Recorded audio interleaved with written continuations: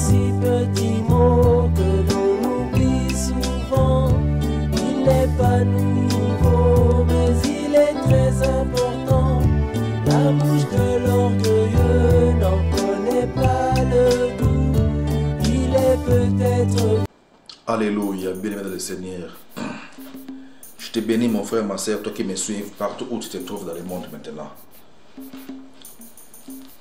Comme d'habitude dans notre école du Saint-Esprit, dans notre programme, je vais encore une fois aujourd'hui exhorter nos frères et sœurs partout où vous vous trouvez dans le monde.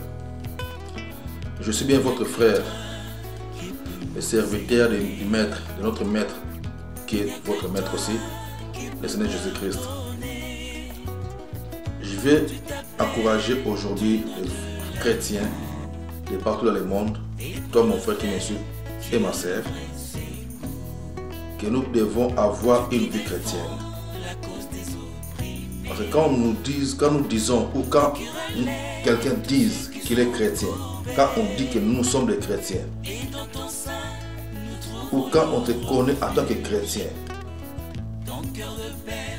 ça demande aussi de marcher en tant que chrétien. Donc, nous devons changer de vie. Quand je dis changer de vie, cela veut dire que nous devons arrêter de vivre comme des païens en disant que nous sommes des chrétiens. Donc, les païens ou quelqu'un qui est encore païen, il vit ou il mène sa vie selon le système de ce monde. Donc, il a une vie qu'on dit charnelle et non une vie spirituelle qui est chrétienne. Alors, quand je dis une vie spirituelle qui n'est pas chrétienne, ça veut dire que non, il y a plusieurs sortes de vie spirituelle qui est satanique, démoniaque, tout ça. Mais étant chrétien, nous devons fonctionner selon le modèle de Christ. C'est ce qui fait de nous des chrétiens. Pourquoi je dis ça? C'est parce que quand on parle de christianisme, c'est comme toutes les autres écoles de pensée. Pourquoi je dis comme toutes les autres écoles de pensée? Parce que le christianisme à question n'est pas une religion. Donc quand vous devenez chrétien ou quand vous acceptez Jésus-Christ dans votre vie, cela signifie que vous acceptez de marcher selon sa parole. Cela veut dire que vous acceptez de marcher selon ses instructions. Quand vous devenez chrétien, cela veut dire que vous acceptez de marcher par son esprit et à travers son esprit. Donc vous acceptez d'être sous le contrôle de son esprit et d'étudier la parole de Dieu, d'étudier sa parole, afin que vous commencez à marcher selon cette parole et en accord avec cette parole que vous étudiez. Donc un chrétien ne peut pas fonctionner selon lui. Dire que non, moi je fonctionne selon moi, moi c'est moi, non. Quand quelqu'un se dit que je suis devenu chrétien, il ne peut plus parler de lui ou il ne peut plus fonctionner selon lui. Donc quand vous voyez ou quand on voit un chrétien qui vit selon lui ou qui fonctionne selon lui, c'est qu'il n'est pas encore chrétien. Ou c'est qu'il est devenu chrétien, c'est vrai, tout le monde peut devenir chrétien, tout le monde est chrétien quand on accepte Jésus dans sa vie, mais c'est qu'il n'a pas encore commencé à suivre les enseignements du christianisme. Je peux donner un exemple. Quand un enfant s'inscrit au cours de sport, s'inscrit soit au cours de judo, tennis, tout ça, mais on peut prendre juste le judo. Il dira à tout le monde que non, je suis devenu judoka ou je fais le judo. Mais, selon les normes ou selon le modèle de judo, comment ça fonctionne. Donc quand quelqu'un vient dans ce sport-là, il est comme quelqu'un qui est débutant, c'est comme ça. Et il doit apprendre comment fonctionner en tant que judoka, comment, ce qu'il faut faire.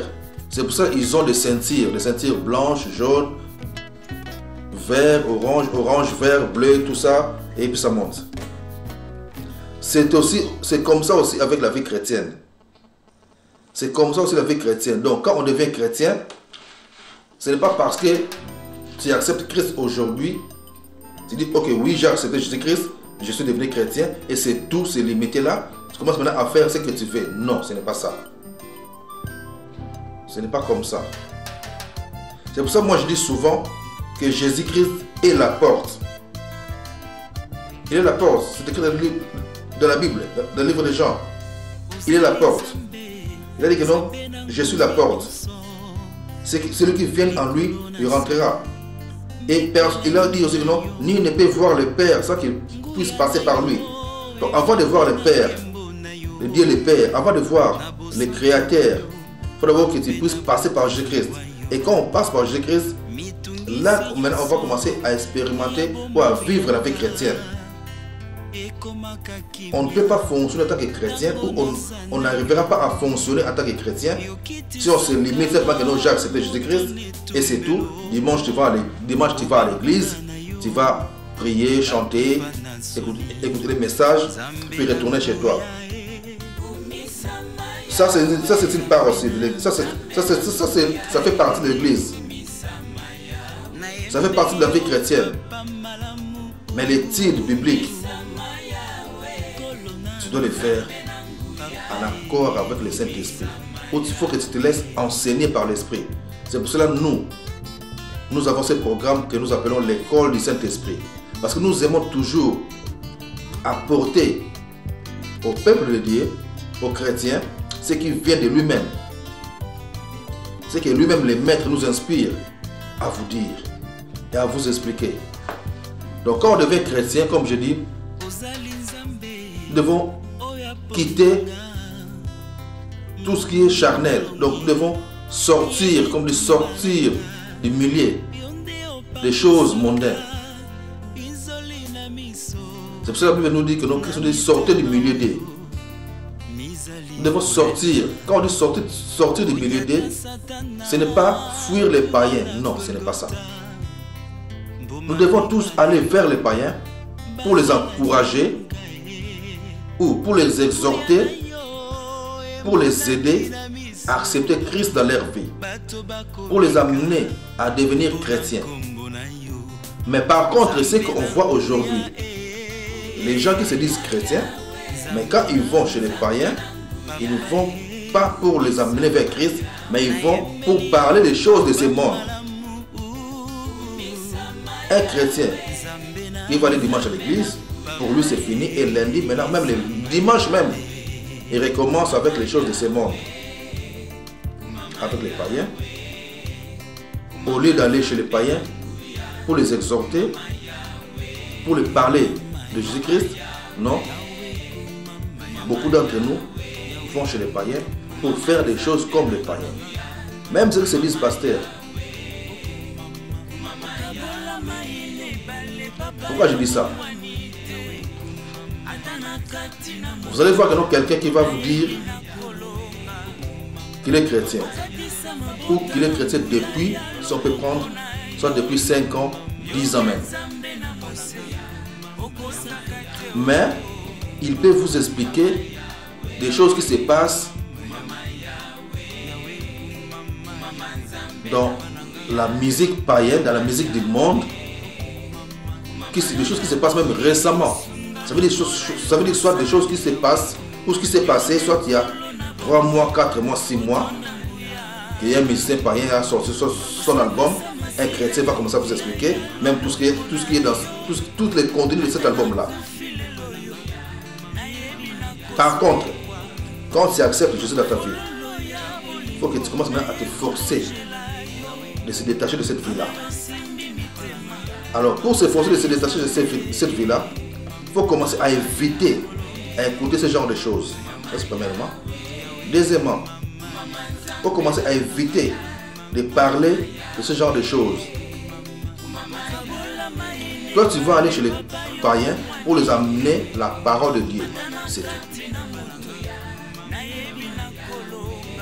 Tu ne peux pas aller chez les païens pour leur dire que non, il y a telle chose qui se passe, il y a ceci, il y a cela, qui n'ont rien à voir avec l'évangile. Non. Il faut amener vers les païens la parole de Dieu. Et c'est pour cela nous devons sortir du milieu du système de ce monde. Mais quand je dis sortir du milieu de ce monde, je répète encore une fois, je ne vous dis pas de quitter ou d'éviter les païens dans vos vies. Non. Votre travail est d'aller vers ces gens-là, d'aller vers les membres de vos familles qui n'ont pas encore accepté Christ dans leur vie et les aider à comprendre la parole de Dieu et les aider à accepter Christ dans leur vie, à marcher en accord avec sa parole. Mais quand on dit sortir du milieu d'eux, vous devez plutôt se séparer ou se détacher, s'éloigner ou éviter carrément des personnes qui se disent chrétiens mais qui fonctionnent encore au rythme de ce monde. Des personnes qui se disent chrétiens mais qui sont champions aux choses païennes. Vous devez éviter ce genre de personnes.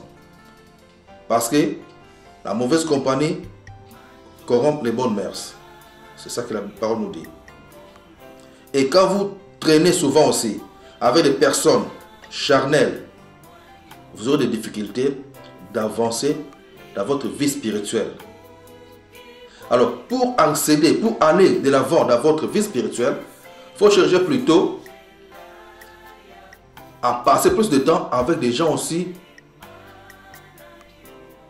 qui aiment des choses spirituelles, qui aiment la vie de prière. Il faut passer plus de temps avec des gens qui aiment la vie de prière. Il faut chercher à passer du temps avec des gens qui aiment prier, avec des gens qui aiment Dieu, avec des gens qui aiment la parole de Jésus-Christ. Passez vos temps avec ce genre de personnes. Priez beaucoup avec ce genre de personnes. Ça va vous aider à avancer ou à accéder dans votre vie spirituelle. Mais quand vous traînez tout le temps avec des gens charnels, ça va toujours vous créer des problèmes. Ça va toujours vous amener des problèmes. Et ça ne vous avancera pas, ça ne vous aidera pas à avancer dans votre vie spirituelle. Ça, je le sais. Et tout le monde le connaît. Et tout le monde le sait. À moins que non, tu n'es pas encore chrétien. Mais toute personne qui se dit serviteur ou servante de Dieu, c'est de quoi je parle. Pour avancer, il faut demeurer plus avec des gens qui s'accrochent à la parole de Dieu et à la vie de prière. Maintenant, je m'adresse aux serviteurs et servantes. Ne vous accrochez pas à vos titres, s'il vous plaît. Accrochez-vous à la parole de Dieu et à la prière. Accrochez-vous à la parole de Dieu et à la prière. Aidez les gens à avancer dans la vie spirituelle. Aidez les gens à avancer dans leur marche avec le Seigneur. Aidez les gens à se détacher du système de ce monde. Pour les aider, toi-même, il faut être un modèle. Un modèle à suivre. Comme notre frère l'apôtre Paul avait dit, soyez mes imitateurs. Donc nous devons imiter. On imite simplement des personnes qui font des choses pour la gloire de Dieu. Et non pour leur propre gloire. Il y a ceux qui imitent, il y a ceux qui vont imiter des personnes qui cherchent leur propre gloire. Donc il veut dire que non, ces genres de personnes qui vont les suivre, et aussi ils veulent chercher leur propre gloire. Donc ils cherchent comment ces personnes ou comment cet homme a avancé, comment cet homme est devenu grand.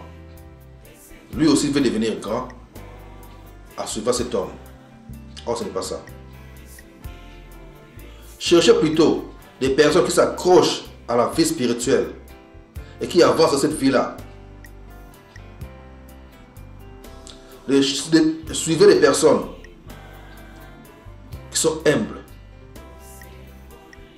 Car la Bible dit, nous devons nous humilier sous la puissante main de Dieu. Ne cherchez pas à vous accrocher aux personnes qui sont toujours moi, que lui. Car ceux qui vont lui, donc moi, ils pensent même dépasser Jésus-Christ. Ils pensent même que non, et ils peuvent mieux expliquer l'évangile que le maître lui-même. Oh, personne ne peut dépasser le maître. Personne ne peut dépasser le maître. Notre maître, c'est Jésus-Christ. Nous allons lire un passage biblique. Dans le livre de 1 Corinthiens, chapitre 5.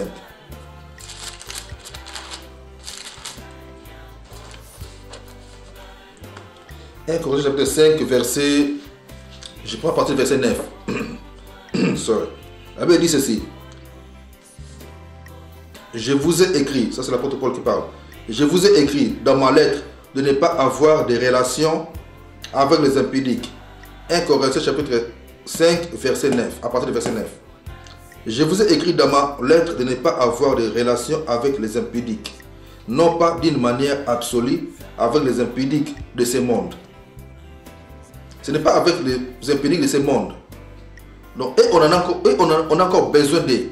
On a besoin de ce genre de personnes pour qu'ils changent de vie, pour qu'ils puissent devenir des chrétiens. Vous comprenez? Vous comprenez? De ne pas avoir des relations avec les impudiques, mais non pas les impudiques de ce monde. Parce qu'ils peuvent changer. Mais évitez d'avoir des relations avec des gens qui se disent chrétiens, mais impudiques. Évitez de vous accrocher. Si je parle surtout aux serviteurs et aux jeunes serviteurs. Quand je parle de jeunes, vous qui êtes encore dans les trentaines, vingtaines, 30 ans, 20 ans, tout ça. Vous cherchez toujours à s'accrocher aux gens parce que ce frère-là, il a déjà fait un nom. Ou cet homme-là, ce serviteur-là, il a déjà fait un nom. Il y a plusieurs des hommes de Dieu aujourd'hui, plusieurs serviteurs de Dieu aujourd'hui, qui ont fait des noms. Est-ce qu'ils ont fait ça pour la gloire de Dieu? Regardez ce qu'ils ont fait dans leur vie. Pour écouter leurs témoignages. Pas ce qu'ils disent. Pas ce que les gens qui les aiment vont vous dire. Mais écoutez les gens qui sont loin d'eux. Ou écoutez ce que les autres. Qu'est-ce que les autres disent d'eux? C'est ça que Jésus-Christ demandait aux serviteurs. Qu'est-ce que les autres disent de moi? Et qu'est-ce que vous-même dites de moi? C'est ça. Si tu vas chez un serviteur, il dira qu'il est grand. Ou tu peux voir quelqu'un qui est grand, mais qu'est-ce que les autres disent de lui? Qu'est-ce que les autres pensent de lui? Ou même toi-même qui me suis, mon frère, ma soeur. Qu'est-ce que les gens disent de toi? Tu ne sais pas. Nous sommes là pour servir Jésus-Christ. C'est pour ça que j'encourage toujours les jeunes à avancer dans l'amour du Seigneur, à avancer dans la communion avec l'esprit du Maître. Parce que beaucoup sont en communion avec l'esprit de l'ennemi, mais ils pensent qu'ils sont en communion avec l'esprit du Maître. Non. Beaucoup pensent que non, ils sont là à servir Jésus-Christ. Mais par contre, ils ont déjà été écartés du Maître. Ils ont déjà été éloignés, ils ont déjà été rejetés du Maître, du Seigneur. On connaît presque tous l'histoire, ou beaucoup d'entre nous, si je peux dire, connaît l'histoire du premier roi d'Israël. Pendant qu'il était toujours roi, mais Dieu l'avait déjà rejeté. Mais lui, il était toujours là. Ça, c'est un. Pendant que cet homme était encore roi, Dieu l'avait déjà rejeté. Parce qu'il croyait qu'il peut tout. Il croyait qu'il peut tout. Et c'est ce qui se passe à beaucoup aujourd'hui. Ils pensent que non, à cause des noms qu'ils ont fait, parce qu'ils avaient eu à faire du bien à un moment donné, et ils ont oublié Dieu. Ils ont commencé maintenant à utiliser l'influence qu'ils ont eue pendant qu'ils faisaient du bien, pendant qu'ils travaillaient bien, ou pendant qu'ils travaillaient bien dans leur ministère, si je peux dire. Ils ont maintenant commencé à marcher ou à fonctionner d'eux-mêmes. Et l'esprit du maître se détache d'eux. Et quand l'esprit du maître se détache, c'est automatique. Un autre esprit vient remplacer, prendre contrôle. C'est celle de l'ennemi. Comme ça. Et quand l'esprit de l'ennemi vient, tu verras que non, c'est comme si tout continue toujours. Dans le sens normal. Mais or que le maître n'est plus là. N'oubliez pas que l'ennemi aussi, le diable, fait les miracles. L'ennemi aussi, le diable, a ses ministres. Beaucoup d'entre nous étaient des ministres de Dieu. Maintenant, aujourd'hui, sont devenus des ministres de Satan. À cause de leur façon de vivre. C'est pour ça que la Bible dit, sortez du milieu d'eux. Séparez-vous d'eux. La Bible ne vous dit pas de se séparer des païens. Allons vers les païens pour les aider à venir dans la maison, pour les aider à devenir des chrétiens. Mais nous devons faire attention à ceux qui pensent que c'est eux qui peuvent diriger l'œuvre de Dieu, ou c'est eux qui peuvent diriger ou qui peuvent contrôler l'œuvre de Dieu sur cette terre. Or que non, il n'y a que lui-même le maître, par son Esprit Saint, qui contrôle et qui dirige tout. Nous ne sommes pas au temps de Pierre, où il y avait Pierre, Jacques, qui dirigeait ce qui s'est passé ici, sur cette terre. Non.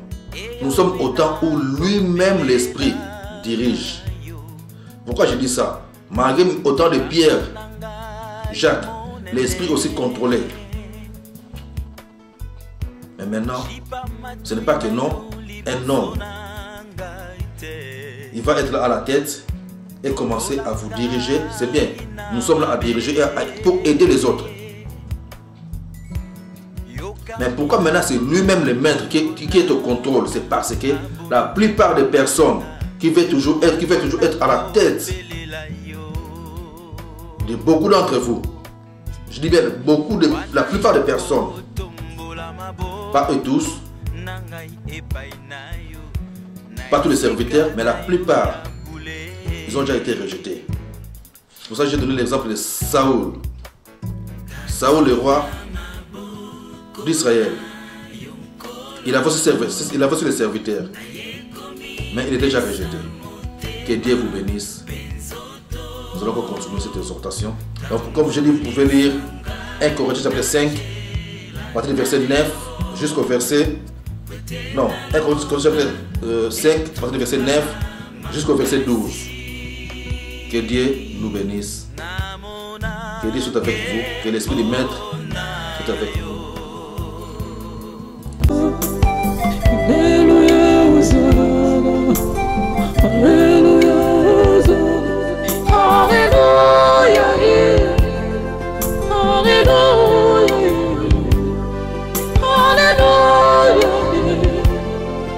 Hallelujah.